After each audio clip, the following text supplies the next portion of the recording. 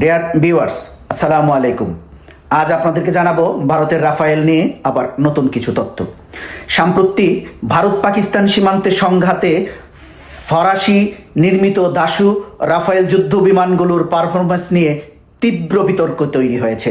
সংঘর্ষের প্রাথমিক ধাপে পাকিস্তান বিমান বাহিনী 6টি ভারতীয় যুদ্ধ বিমান গুলি করে ভূপাতিত করে, যার মধ্যে অন্তত 3টি রাফায়েল বলে পশ্চিমা এবং আঞ্চলিক গোয়েন্দা সূত্রগুলো নিশ্চিত করেছে। এই ঘটনার পরিপ্রেক্ষিতে দীর্ঘদিনের প্রতিরক্ষা সহযোগী ফ্রান্স ও ভারতের মধ্যে সম্পর্কের শীতলতা দেখা দিয়েছে। রাফায়েলের বিশ্বাসযোগ্যতা নিয়েও বিশ্বব্যাপী প্রশ্ন উঠতে শুরু করেছে। বিশ্লেষকরা বলছেন, পাকিস্তানি G-10C বিমানের হাতে ভারতীয় রাফায়েলের পতন ফরাসি যুদ্ধ বিমান প্রযুক্তির উপর একটি বড় ধাক্কা।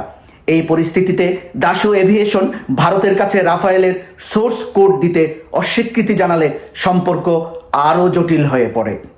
ভারতের প্রতিরক্ষা প্রধান জেনারেল অনিল চৌহান স্বীকার করেছেন যে ভারতীয় যুদ্ধ বিমানগুলো সংঘর্ষের প্রাথমিক মুহূর্তেই ভূপাতিত হয়, তবে কতগুলো বিমান হারিয়েছে সে বিষয়ে নির্দিষ্ট করে কিছু বলেননি। তিনি বলেন, প্রশ্ন সংখ্যা নয়, কি ভুল হয়েছে, কেন বিমান ভূপাতিত হয়েছে সেটাই গুরুত্বপূর্ণ। ফরাসি সরকার এবং দাসু রাফায়েলের ঘাটতির দায়ভার নিতে নারাজ। তারা বিমান ভূপাতিত হওয়ার পিছনে রক্ষণাবেক্ষণের ত্রুটি ও পাইলটদের ভুলকেই দায়ী করছে।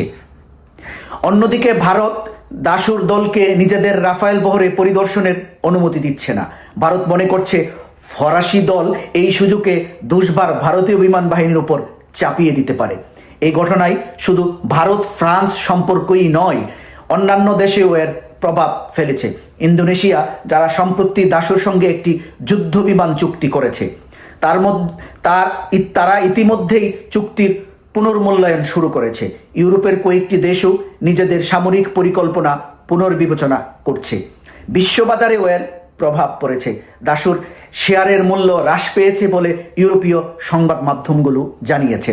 ফরাসি প্রযুক্তির উপর নির্ভরতা নিয়ে ভারতের মধ্যে সন্দেহ তৈরি হয়েছে। রাফায়েলের পারফরমেন্স নিয়ে তৈরি হওয়া বিতর্ক ভারতের ভবিষ্যৎ প্রতিরক্ষা ক্রয় কৌশলেও পরিবর্তন আনতে পারে বলে মনে করছেন বিশ্লেষকরা। এই ছিল আমার কাছে রাফায়েল নিয়ে সর্বশেষ আপডেট। আবারও নতুন কোনো আপডেট পেলে আপনাদেরকে তাৎক্ষণিক জানিয়ে দেব। আজকের মতো আমি এখানে বিদায় নিচ্ছি। Bashir Ahmed, voice of MBA, London থেকে।